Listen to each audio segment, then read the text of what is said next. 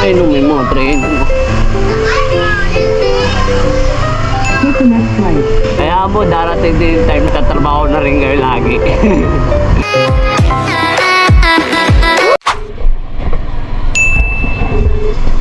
Hello?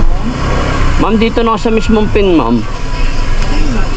Kuya, kanina kuya yung video maglantay ko. Diyan lang yan sa unahan yung kunay sa tindahan.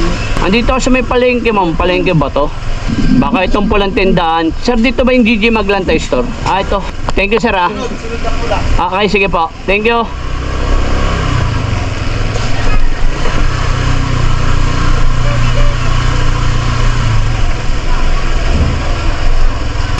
Hello, ma'am. Lala mo po. Ma'am, confirm ko lang, ma'am. May pinapabunahan ko yung ano, ma'am, item. 475. And then, Pa? meron.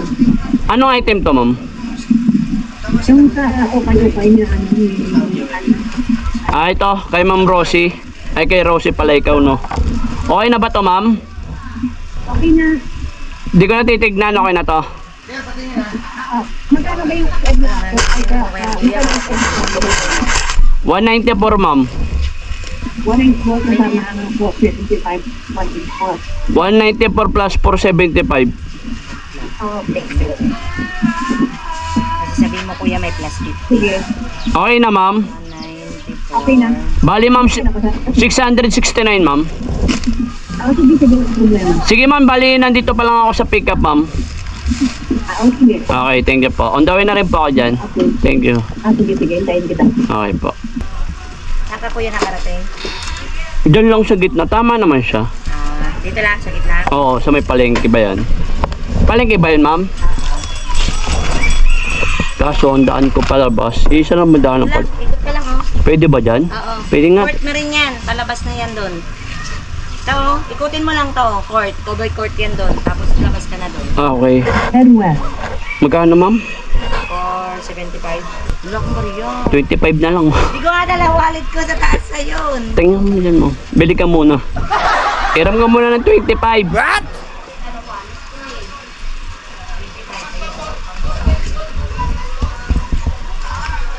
Okay, ma'am. Thank you. Nandito ako ngayon, mga boss, sa may Parañaque. Pinindot ko yung camera ko kasi para sigurado naman na tayo. Pero tingin ko, naramdaman ko sa mukhang legit eh, kasi kilala naman siya. Ay, no, may mga train. Take the next right.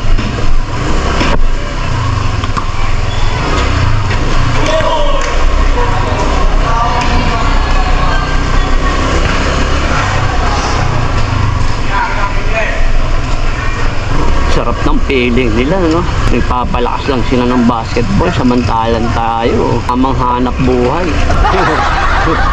Kaya bumabagal na tayo maglaro kasi puro trabaho tayo eh.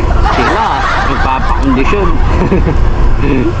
Kaya mo, darating din yung time na magtatrabaho na rin kayo lagi. Kaya mag-enjoy muna kayo sa ganyang edad nyo. Abang kami, tapos na kami sa tambay eh. Yung tipong harang ka sa basketball para makakuha ka ng pandota mo ng gabi. Yung tipong tambay ka sa basketball, yung kukuha ka ng pambisyo mo. Sino ba mga nakaka-experience yung panahon na yung wala ka pang iniisip? Kundi mag-basketball ka lang. Yes! So, ang sarap kayo ng feeling nun. Ngayon, di mo na pwedeng gawin yun. Habang tumatanda ka, mas may kailangan ka pang gampanan. Lalo may mga kailangan ka rin sa buhay mo. Kaya, habang bata pa kayo mga boss, enjoy nyo lang. Lalo kung lulong kayo mag-basketball. Kasi may limitasyon lang din yan. Kasi pag nagkaedad-edad na kayo at nagkatrabaho na kayo, hindi nyo na magagawa yung araw-araw yung basketball. Kasi may obligahan na kayo sa buhay nyo.